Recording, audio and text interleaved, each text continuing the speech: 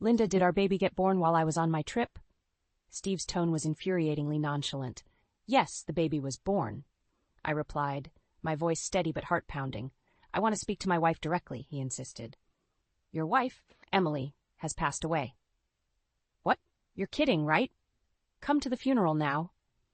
Ignoring his stunned silence, I added under my breath, all of this is your fault. You will pay for this, and hung up. With shaking hands, I placed the phone down. Emily's lifeless body lay before me. My sweet daughter, only 30, taken too soon. I leaned over her, stroking her cold forehead as memories of her final days flashed vividly in my mind. The guilt and anger burned through me. That fateful night had begun so normally. A mundane dinner followed by the usual phone call. Emily sounded exhausted. Her pregnancy had been rough. Steve's neglect didn't help. His trips were an excuse to avoid responsibility. Her voice was shaky. Mom, I don't feel good. The contractions, they're early. I dropped everything, fumbling for my keys. George wasn't home yet, stuck in a meeting. I cursed the traffic, my heart drumming against the steering wheel. By the time I reached Emily's house, she was barely conscious, the pain overwhelming her. We rushed to the hospital, my hands clenched around hers, whispering reassurances. I wasn't sure I believed myself. In those moments, Emily's strength, her grace, stood out. She brought her child into the world with determination, even as her health deteriorated rapidly. When she held her baby for the first time, her worried eyes spoke volumes about her fears, about Steve. Mom, she had whispered weakly, I need you to do something for me. What is it, sweetheart? Divorce papers. They're in the bottom drawer, under the old letters. I can't stay with him. Promise me, Mom. I nodded, my throat tight. I couldn't let her down. The next few days were a blur of hospital beds and whispered prayers. As the baby slept in my arms, I noticed the bruises on Emily's body. They were faint but unmistakable. Steve's anger had marked her, his love twisted into something poison. The phone rang again, jolting me back to the present. It was George. Linda, how are you holding up? Not good, George. Not good at all. We need to bury Emily, and I want Steve to see what he's done. We'll get through this. He reassured me softly. Together. Hanging up, I wiped my tears, leaning closer to Emily. Your suffering won't be in vain. I promise. As I cradled the newborn, she stirred slightly. I held her tight, feeling Emily's strength within this tiny life. Steve and Susan would face the consequences. Emily's story wouldn't end in tragedy. It would be the beginning of justice. With steely resolve, I prepared for the coming storm. Mom, I'm scared. Emily's voice trembled through the phone. It was early afternoon, and she was alone in their empty house. She was due in 2 weeks, but her contractions had started. I gripped the steering wheel, navigating through the bumper-to-bumper traffic, my heart thudding. Hold on, baby girl. I'm almost there. Every minute felt like an hour. When I finally pulled into her driveway and raced to the front door, it was already slightly ajar. Inside, Emily lay on the couch, her face contorted in pain. Mom, she gasped, something's wrong? We're going to the hospital, Em. You just hang on. I helped her up, practically carrying her to the car. The drive to the hospital felt endless. Emily clutched my hand, her knuckles white, as I speeded through the streets. It's hurting so bad, she whimpered. Stay with me, Em, I urged, my voice shaking. We're almost there. The hospital doors slid open as I yelled for help. Nurses rushed forward, and Emily was quickly taken away on a stretcher. I sprinted after them, refusing to leave her side. Hours blurred into each other as doctors worked on Emily.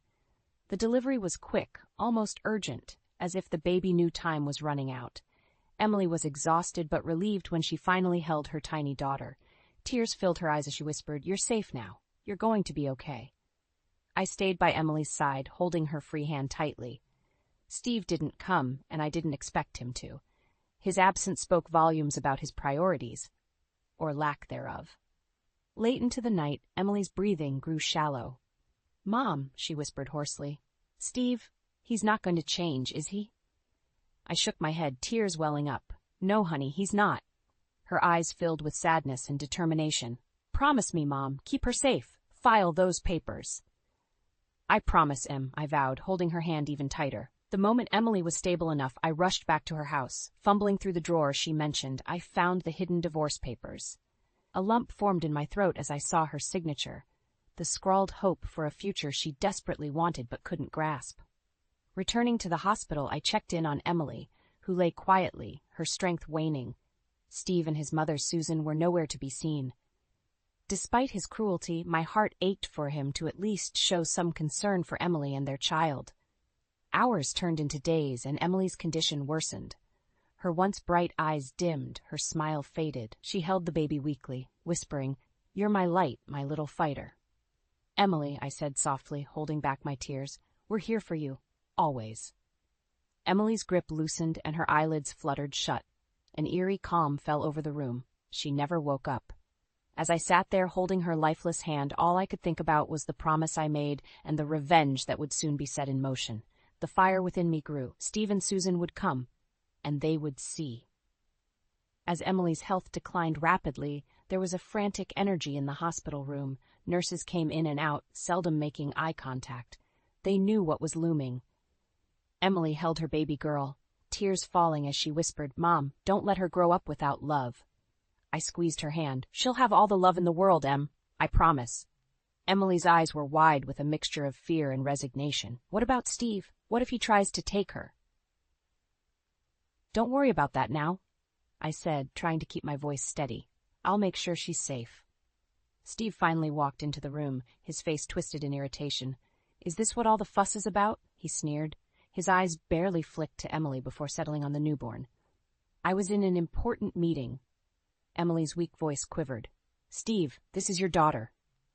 Yeah, he muttered dismissively. "I can't stay long. What do you need?" It took everything in me not to snap at him. "Just be here for her," I managed to say. Sure, Steve said, looking at his watch. "But don't expect me to babysit. I'm busy." A nurse walked in with some paperwork. "Mr. Johnson, we need your signature here." Steve scribbled his name without even reading. "Is that it?" Emily tried to speak, but her strength was fading. "Steve." "Listen, Emily," he interrupted. "Try not to make everything so dramatic. I'll sort things out when I get a chance." Without another word, he walked out. Emily's eyes followed him, tears spilling onto her cheeks. "Mom, what if he takes her?" I leaned closer, brushing the hair from her forehead. "He won't. You rest now. I'll take care of everything." Emily's breathing was labored, her voice a mere whisper. "Promise me." "I promise," I said. Emily's eyes closed and she slipped into unconsciousness. Hours later, the beeping slowed, then stopped. The nurses came in and confirmed what I already knew. My daughter's fight was over. After Emily's death, the hospital staff handed me the baby. Holding my granddaughter felt like holding a piece of Emily. As I sat by Emily's bed, I noticed the bruises on her arms again. Proof of the life she endured with Steve. My grip on the hospital gown tightened. Steve had not only failed as a husband, he had also failed as a father, and he would pay for that. I left the hospital room, the baby cooing softly in her sleep. Determination fueled every step I took. I headed straight to the courthouse to file the divorce papers. Emily may be gone, but I wouldn't let Steve tarnish her memory or take away her daughter's future. The following day, I found Emily's hidden journal in her room. As I read her accounts of Steve's neglect and abuse, my anger solidified. Steve's time of reckoning was near, and I'd make sure he felt every ounce of the pain he had inflicted on Emily. Justice for Emily would come, starting at her funeral. The fire of my grief and anger burned hotter, fueling what needed to be done. Emily's funeral loomed, and the preparations were a haunting blur. I kept thinking back to the last thing she asked of me: keep her baby safe. As I combed through her belongings, I almost missed it. A small, leather-bound journal, hidden under some clothes. Opening it, I felt my stomach twist with each harrowing entry. Steve yelled again today because I forgot to buy his favorite cereal. The bruise on my arm hasn't faded yet, and now there's a new one. My hands trembled, rage bubbling under my skin. The entries detailed months of torment, emotional abuse, isolation, and indifference. Steve's calculated cruelty pushed Emily further into a corner, leaving her battered and broken. We were supposed to celebrate our anniversary. Instead, he went to his mother's house. Susan thinks I'm not good enough for him. She doesn't know half of what goes on here, or she doesn't care. Susan's name made my blood boil. She was complicit, if not in action, then in apathy. They were partners in Emily's misery. Emily wrote of Susan's dismissive smirks, her cold shoulder every time Emily sought help, and her blatant favoritism towards Steve. Grief morphed with fury as Emily's words painted a picture of a life entrapped by fear. Yet she never lost hope for her daughter's future. Over the next few days, I clung to that hope as I planned the funeral, determined to make it more than just a farewell. It would be a reckoning. Steve and his vile mother needed to know the gravitas of their actions. On the morning of the funeral, Susan arrived first, her expression a mix of false solemnity and underlying arrogance. "Linda," she said, nodding slightly, "such a tragedy, isn't it?" "More than you know, Susan," I replied coldly. Steve walked in moments later, his face set in an insincere mask of grief that didn't reach his eyes. He ignored the whispers around him, walking straight to me. "Linda, listen." He started. "No, you listen," I cut him off. "You and your mother need to hear what Emily endured. Sit down and shut up." His face contorted with a mix of anger and confusion, but he sat. The air was thick with tension as I stood, holding the journal. I opened to a page, my voice breaking only slightly. Emily wrote, "Mom, if anything happens to me, please take care of my little girl. Keep her away from Steve and Susan. They won't change." A murmur swept through the attendees. Steve's face flushed as Susan looked around nervously. He never cared for her, not in the way a husband should. Emily suffered because of his neglect and abuse, I continued, my voice growing stronger with each word. I passed around the photos of Emily's bruises, taken secretly by her in moments of despair. Gasps filled the room, eyes widening in horror. "You will pay for what you've done," I said, staring directly at Steve. "Emily's death is on your hands, and justice will come." Steve tried to stand, his mouth opening to argue, but the weight of the evidence and the glares from the room pinned him down. He knew then, Emily's suffering would not go unanswered. My fight had just begun, and I wouldn't stop until Emily had her justice. At the funeral service, the atmosphere was thick with a mix of sorrow and anger. George stood beside me, his presence a pillar of strength. Our focus was on Emily's memory, but I couldn't ignore the burning desire for justice. Steve and Susan's arrival was like a dark cloud overshadowing the proceedings. They walked in as if they owned the place, their indifference palpable. Steve wore a smug smile that turned my stomach. I clenched my fists, fighting the urge to lash out. As the service concluded, I took a deep breath and approached Steve and Susan. "We need to talk," I said, my voice steady despite the storm brewing inside me. Steve smirked. "Always something with you, Linda." Ignoring his sarcasm, I continued, "Emily left something for you both. It's important." I led them to a quiet corner of the room, away from the prying eyes of mourners. From my bag, I pulled out the divorce papers and slid them across the table towards Steve. His eyes widened in surprise. "What the hell is this?" he asked, his tone dripping with arrogance. "Emily was filing for divorce," I said bluntly. "She had enough of your abuse." Susan scoffed. "Abuse? Don't be ridiculous. Emily was too sensitive." "Sensitivity had nothing to do with it," I snapped. "These papers were her lifeline, the only proof she had of her decision to leave you." Steve's face darkened. "You think you can blame me for her death?" "You didn't just contribute to her death," I whispered harshly. "You crafted the environment that led to it, and you'll face the consequences." Steve laughed derisively. "You think anyone will believe you?" I pulled out copies of Emily's journal entries and handed them to him. "These are Emily's truths. Bruises, neglect, emotional torment. I have everything documented." Susan paled, her confidence wavering. "This will ruin you, Steve," she whispered. "It's already too late," I said, my voice firm. "Emily also changed her life insurance policy. Your name is off it. The beneficiary is her daughter under my guardianship." Steve's face turned red. "You conniving witch," he spat. "You think you can just take what's mine?" "You took Emily's life," I said coldly. "You will not take her child, and you will not steal her future." In that moment, something shifted. The surrounding mourners began to take notice of our confrontation. Whispers grew louder. Steve's facade cracked under their scrutiny. "You can't do this," Steve hissed through gritted teeth. "I just did," I replied calmly. "And the police will be involved. You abused Emily and neglected her. Everyone will know the truth." The realization of his crumbling image seemed to hit Steve all at once. He staggered back, while Susan's composure shattered. As George joined me, wrapping his arm protectively around my shoulder, I felt a momentary sense of victory. Emily's voice in my heart gave me strength. This was just the beginning, but it was a powerful step towards justice. My promise to Emily would be fulfilled, no matter what. The day of the public memorial service arrived, and the air was electric with tension. The community gathered, whispers rippling through the crowd.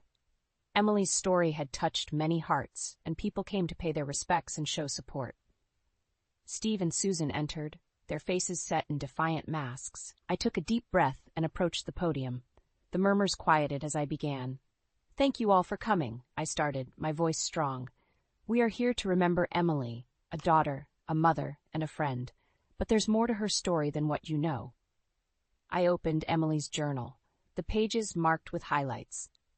"These are Emily's words," I said, "words that tell of her suffering at the hands of her husband, Steve." A collective gasp arose from the audience as I read an entry aloud. Steve got angry again. His words cut deeper than any wound. "I live in fear, not just for myself, but for our child." Steve tried to stand, his face a mix of anger and panic. "This is outrageous, lies. Sit down, Steve," I snapped, my voice resonating with authority. "Let everyone hear what Emily endured." I continued, flipping to another page. "Susan has no sympathy. She belittles me, makes me feel worthless. She enables Steve, and I am trapped in this nightmare." Tears filled many eyes as the weight of Emily's pain settled over the room. George stood by my side, his presence a pillar of strength. "You all knew Emily," I said, holding back my emotions. "You knew her kindness, her love, but few knew the depth of the abuse she suffered. Steve and Susan need to face the consequences of their actions." Gasps of shock and outrage echoed as people began murmuring loudly. The pressure on Steve intensified. A man from the crowd stood. "I'm Emily's neighbor. I heard things. I regret not speaking up. I saw her bruises and her tears." Another voice joined in. "Emily was a good person. She didn't deserve this." Steve's composure finally cracked. "This is a witch hunt," he shouted. "You have no proof." I met his eyes, my gaze unwavering. "We have Emily's word, Steve, and more will come to light. The police are involved. This community won't stand by and let you get away with this." The crowd's murmurs grew into a unified voice of anger and support for Emily. I turned to the podium once more. "Emily asked for justice, not just for herself, but for her daughter. We won't let her down." Someone from the back yelled, "We stand with you, Linda! Justice for Emily!"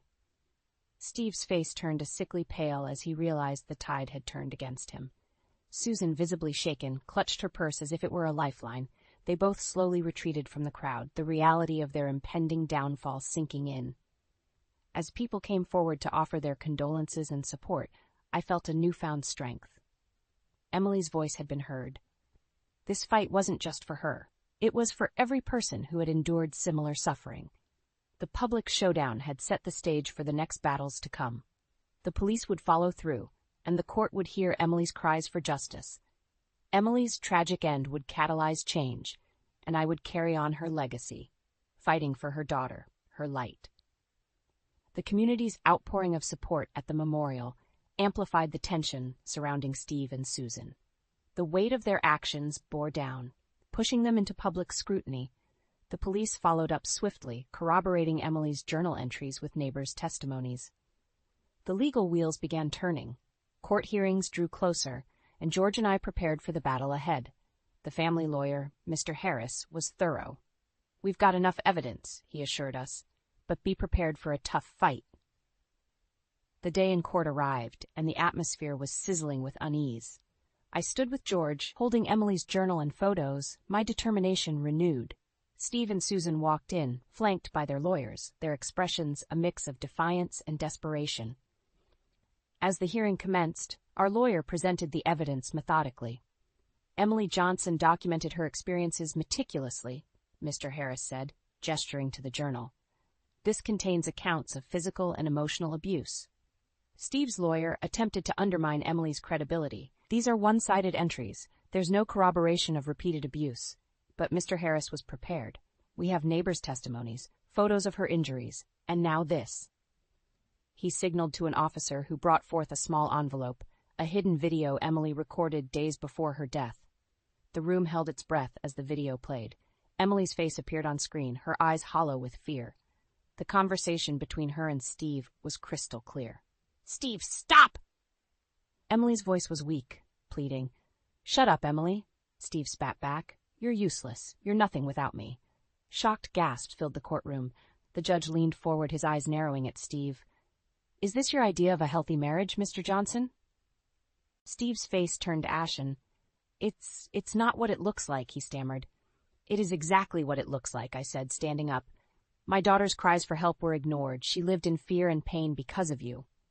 The judge silenced the room, turning his focus to me. "Mrs. Waters, your testimony is crucial here. Please continue." Taking a deep breath, I shared Emily's story. Each word dripped with pain and truth.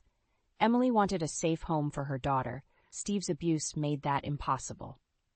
Steve's lawyer objected, but the evidence outweighed his arguments. Susan, seeing the tide turn, whispered urgently to Steve, but her words fell on deaf ears.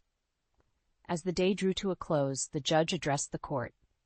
"Considering the overwhelming evidence, including the video and journal, custody of the child will be granted to Linda and George Waters." He paused, glancing at Steve. "Mr. Johnson, you will face charges of domestic abuse. The law will take its course." A wave of relief washed over me as the gavel came down. Steve's face showed a mix of confusion and fury, but he couldn't escape his fate. The community's support, coupled with the irrefutable evidence, sealed his downfall. Walking out of the courtroom, George squeezed my hand. "You did it, Linda. Emily would be proud." "I just wish she were here to see it," I said, tears welling up. But I knew in my heart our victory was her victory. As Steve and Susan became pariahs, shunned by the very community they had sneered at, we found strength in the collective love and support. Emily's daughter would grow up in the warmth of our family, safe from the shadows of her father's cruelty. Moving forward, we had Emily's spirit guiding us. The battle was hard-fought, but justice prevailed. Emily's light shone through her daughter and in every heart that stood up for her. The fire of grief had turned to a healing force, pushing us beyond the pain and towards a future Emily would have wanted. The aftermath of the court's decision brought swift consequences for Steve and Susan. The community that once turned a blind eye now whispered about their downfall. Steve lost his job, and Susan was iced out by her friends, their true natures exposed to everyone. George and I focused on providing a loving home for Emily's child. The adjustment was challenging. A newborn required relentless attention, but in her, we found a part of Emily still alive. Her bright eyes and soft coos reminded us daily of the fight we had endured. One evening, as we cradled the baby in our living room, George looked at me, his eyes full of determination. "We did it, Linda. We kept our promise to Emily." I nodded, feeling a mixture of relief and sadness. "We did, but it won't bring her back." "No, but raising her daughter well will be the best way to honor her memory," George said softly, kissing the baby's forehead. A knock at the door interrupted our quiet moment. It was Mr. Harris, holding a thick envelope. "I thought you'd want to see this," he said, handing it to me. Inside was the court's final ruling and a letter from the detective assigned to Emily's case. They had found more evidence linking Steve to financial exploitation and physical abuse. Steve and Susan were now facing even more severe charges, ensuring they would be out of our lives for good. "I wanted justice," I said, reading the letter. "And we got it." Mr. Harris nodded. "It's not the end, but it's a beginning for healing." The community's support never wavered. Friends and neighbors brought food, offered to babysit, and shared stories of Emily, helping to keep her memory alive. I found solace in their kindness, which countered the darkness Steve and Susan had cast over Emily's life. One sunny afternoon, as George and I strolled through the park with the baby, a woman approached us. "Linda, George," she began, her eyes soft with understanding. "I just wanted to say how brave you both are." "Thank you," I said, feeling a lump in my throat. "Emily would be so proud," she added, gently touching the baby's hand. As she walked away, I felt lighter. Emily's spirit was with us, guiding every step we took. The baby giggled, a sound so pure that it seemed to chase away the lingering shadows of our past struggles. We continued our walk, the sun warming us. "What do you think about naming her?" George asked suddenly. "It feels like it's time." I looked at the baby, thinking of Emily and her strength. "How about Emma?" I suggested. "It's close to Emily and feels right." George smiled. "Emma it is." As we called out her name for the first time, Emma looked up at us, her eyes wide and curious. In that moment, I knew we were on the right path. Emily's legacy would live on, not just in the fight for justice, but in the love we poured into Emma's life. Returning home, I felt a sense of peace. Our family, though broken and rebuilt, was strong. Emily's bravery had set the foundation for a future where Emma would grow up surrounded by love, protected from the cruelty that had claimed her mother. As I rocked Emma to sleep that night, I whispered, "You are safe now. We love you, and we will always protect you." It was a promise not just to Emma but to Emily as well, a promise we intended to keep. The fire that once burned with grief had transformed into a beacon of hope, lighting the way for us to move forward and ensure Emily's spirit thrived through Emma.